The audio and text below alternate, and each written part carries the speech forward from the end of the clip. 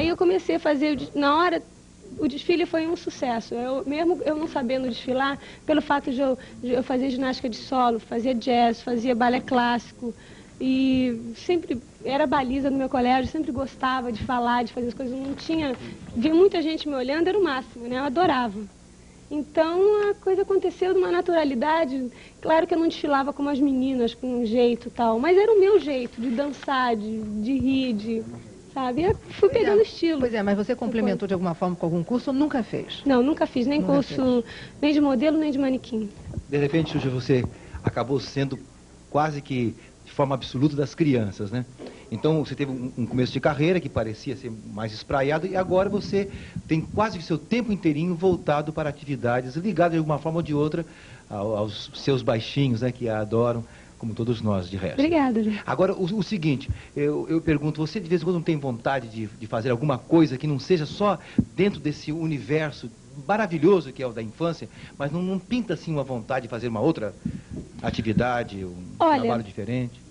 Se eu falar que não pinta, é óbvio que eu vou estar mentindo, mas a maior parte do tempo não penso, não, sabe? Porque é uma coisa tão gratificante, é tão legal. Por mais que aconteça alguma coisa em casa, algum bicho meu esteja doente, eu tenho alguma briga com a minha família, alguma coisa assim, eu chego de baixo astral, é uma energia que eles passam que, eu falando pra vocês, eu não sei se dá pra passar tudo, sabe? Eu posso descer ali no disco, eu tô meio... Mas eles começam a me dar florzinha, encostam em mim, me dão um beijo, ficam olhando assim como se fosse a coisa mais linda do mundo, querendo me tocar pra ver se eu sou de verdade. Eu começo a sair daquela coisa e... eu me sinto realmente uma rainha, como eles me botaram no lugar, sabe? Eu me sinto o máximo. Agora, pensar, quando eu penso em voltar a estudar, porque eu parei. Eu quero ser veterinária. Então... Pois é, mas ainda quer? Eu ainda quero ser, porque eu tenho muitos bichos e muitas vezes, por exemplo, acabou de morrer um cachorro meu de parvovirose. Eu fico pensando, se eu tivesse pelo menos estudado um pouco, se eu tivesse sabido de alguma coisa, eu teria... tentado ajudar ele de alguma maneira, que aquilo não acontecesse. Ô, Xuxa, seria difícil você fazer uma faculdade, né? Eu fico pensando numa pessoa como você, né? Hoje aqui, eu acho que eu nunca vi esse estúdio como está hoje aqui, né? Super lotado, cheio de gente, né? Você já pensou nisso? Como é que você vai fazer faculdade? Como é que é essa sua vida sem privacidade? Eu acho que, primeiro, para estudar, não tem idade, né? Principalmente a veterinária, que me tomaria muito tempo. Ou eu faria na Rural, eu faria na Fluminense, e o tempo é integral. Eu estudaria de manhã e à tarde teria que dormir à noite na faculdade, ou então perto. Estudando na Rural, morando num... Ali perto, por ali por perto. Xuxa, nós estamos mostrando o nosso auditório hoje. Hoje nós temos um programa de auditório. Cadê sua mãe? Ali. Qual? De cabelinho curto ali. Ali. Ah, sim. Qual é o nome dela? Alda. Alda, oi. E... então seria, assim, difícil pelo fato até de eu estudar, né? De manhã, tarde. Agora, eu acho que eu não conseguiria fazer, por exemplo, eu trabalhando agora, se eu trabalhasse menos, não fizesse o trabalho diário que eu faço, o meu programa virasse semanal, mensal, mesmo assim eu não faria certo. Eu teria que me decidir um ou outro. Porque quando eu começo a me envolver na coisa, eu gosto tanto, que eu, antes de dormir, eu penso o que eu vou falar, o que eu vou usar, a roupa o que eu vou fazer depois da manhã. E eu iria confundir as coisas, eu não estaria estudando ou trabalhando, certo? A sua história sempre me impressiona, né? Eu estava na Manchete, fui na Manchete 10 anos, eu vi você fotografar na Manchete, depois vi você fazer televisão na Manchete, e hoje você é um mito brasileiro, né? Extrapolou na televisão, ótimo. Você hoje é até cantora, né, Xuxa? Não. Vendedora de discos. Ou isso, mas suplantou os grandes vendedores de discos, Roberto Carlos, ele mesmo já assumiu isso, que você vende mais discos do que ele, eu acho que ele até gosta disso e tal. E estourou aí, né? Quer dizer, eu fico assim pensando, como é que é isso pra você, né? Aquela moça que ia lá, que fazia suas fotos, que ia embora numa certa tranquilidade, quer dizer, você tem uma coisa muito boa de um lado, tem essa tranquilidade um pouco perdida, ou não tem? Não, porque eu acho que quando a gente está... Eu acho não, vou tirar essa palavra, eu acho. Quando eu estou dentro da bola de neve, quando a pessoa está ali, não saca realmente o que está acontecendo, sabe? Uma coisa que vai envolvendo, você cada vez quer fazer melhor o teu trabalho, e o resultado, quando você se dá de corpo e alma, é sempre o melhor. Principalmente quando a gente trabalha para pessoas como eles, que te acreditam em você, te respeitam muito, sabe? Eu caí na graça deles gostarem de verdade de mim. Mas você não acha que você está perdendo nada? Você está ganhando muita coisa, não, mas acho não que esse perde. é o meu tempo. Eu li um livro do Rio, que é onde ele dizia, você tem momentos de perguntas e de respostas. Não adianta você procurar as respostas na época que você está procurando, tem as perguntas, não adianta você procurar as perguntas na época que você tem respostas. Então eu estou passando a minha melhor fase profissional. Não adianta eu querer casar hoje e ter um filho, eu vou ser infeliz, sabe? Então eu acho que eu tenho que viver isso agora. Amanhã Nem vai que pintar. seja com a Ayrton Senna, né? Que fortes emoções. E o Hilari? Tá ótimo. Agora em ritmo de carnaval, com certeza vai estourar. Já tá na boca não só dos baixinhos. Vi um bebezinho cantando, olha que coisa linda. Tinha 1 ano e 9 meses. Ele chorava, a mãe dele disse, não chora, canta Hilari. Ele dizia, Hilari, que coisa linda, né? Xuxa, normalmente as pessoas que vão ganhando assim, ficando notáveis, né? São cercadas de fãs e tal. E isso é uma solicitação muito grande. Agradável no começo, eu acompanhei alguns casos que a primeira carta, o primeiro fã, uma coisa, mas depois perder completamente a privacidade, não poder ir em um restaurante, enfim, né? Agora você tem ainda um agravante que, de repente, as crianças, por serem tão puras, elas não têm barreiras, não têm limite, né? Então são fãs, assim, impertinentes e lindos, né? E isso não acaba cansando um pouquinho? Olha, não, porque, inclusive agora eu vindo pra cá, antes de eu vir pra cá, eu passei em casa e eu vim da fazenda, né? Passei o Natal lá, e um baixinho pediu pra fotografar. Eu tava toda descabelada, que eu vim de caminhonete e tal, e ele fez assim, eu fiz, não, eu tô descabelada. Ele entende, numa boa. Com certeza, se tivesse um adulto do lado e dizer, como ela não tá pronta, as pessoas gostariam que tivesse alguns adultos, não são todos, 24 horas pronta para brincar com os filhos deles, para estar à disposição dos filhos deles. E os baixinhos já não. Se eu falo para eles, olha, não tô legal hoje, tô chateada, eles entendem, numa boa, mas numa real mesmo. E ele, quando eu saio num lugar, isso eu saio assim, de cabelo preso, de óculos, tal, de uma maneira para as pessoas não acharem, ih, aquela ali é a Xuxa, sabe? Eu saio mais disfarçada em termos que não adianta, todo mundo reconhece.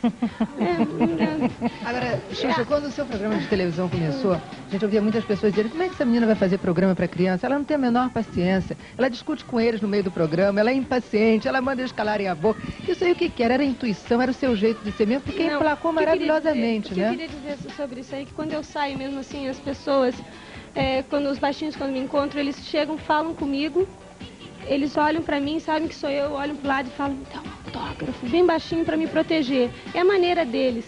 Agora, o jeito deles é esse jeito que eu tenho com eles. Esse que pode parecer agressivo para os pedagogos, para os psicólogos. É uma coisa natural que pinta.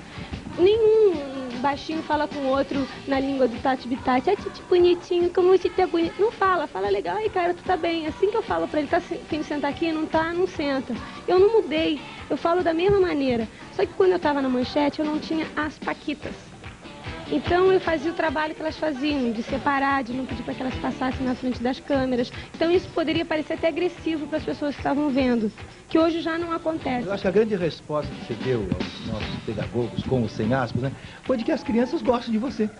E isso aí é irrefutável. Eu sempre lá em casa são 3, meus irmãos são psicólogos, pedagogos, é uma coisa no livro, é uma coisa, na teoria é outra. Eles têm alguma discordância com você? Já tiveram em algum momento? A princípio tinha, agora não.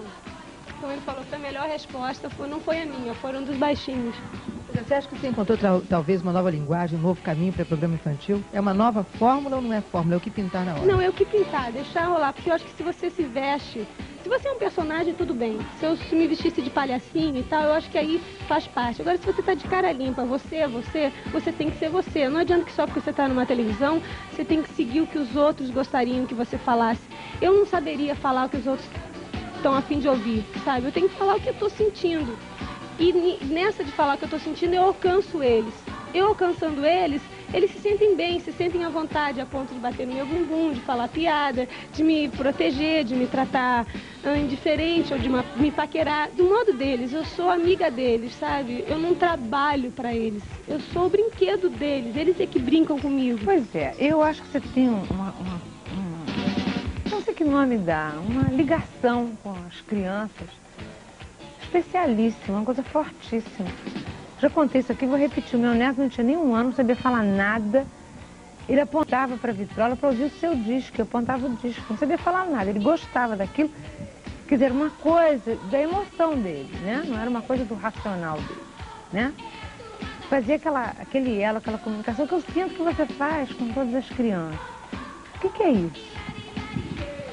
Não sei, Lúcia, eu acredito que seja alguma coisa que o cara lá de cima me deu, que pinta, que acontece, que eles curtem, porque eu fiquei pensando, quando eu comecei a trabalhar, eu achava que era minha voz, que é fininha, que lembra de criança. Aí a Marlene me levou no colégio mudo e surdo.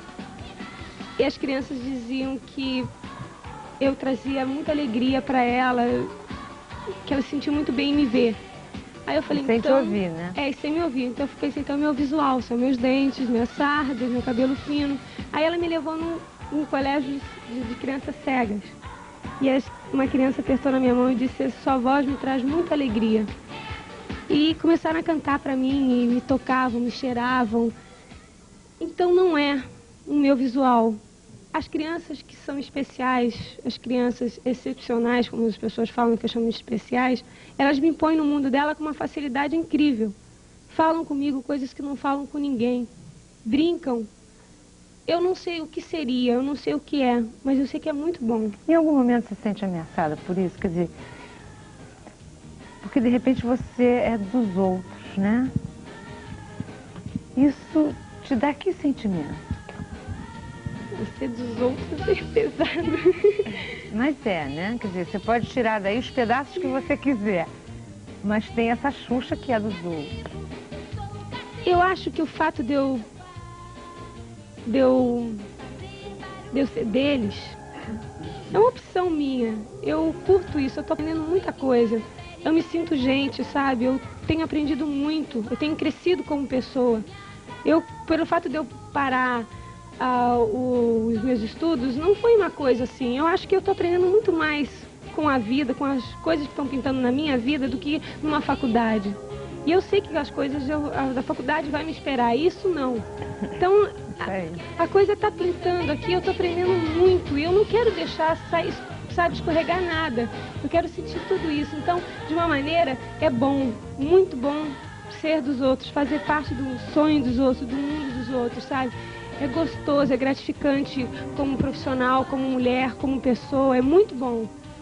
Principalmente fazer parte de um mundo especial como deles, que não tem maldade, que não tem aquela coisa pesada do adulto, sabe? Que a vida faz com que a gente seja assim, pense nisso, naquilo. Eles não, pensam só em coisas boas. Isso é verdade, se eles pensam né? em mim, é muito bom, né? De vez em quando a gente lê que você teria a intenção de sair do Brasil, ter uma carreira também fora. Isso confere, é verdade, ou é especulação pura?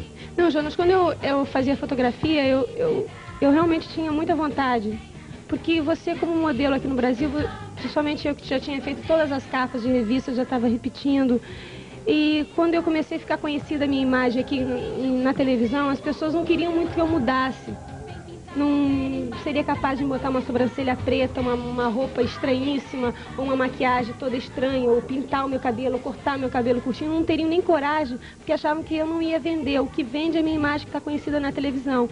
Então, para mim, que gosto de coisas novas, o que eu pensei? Ir para fora.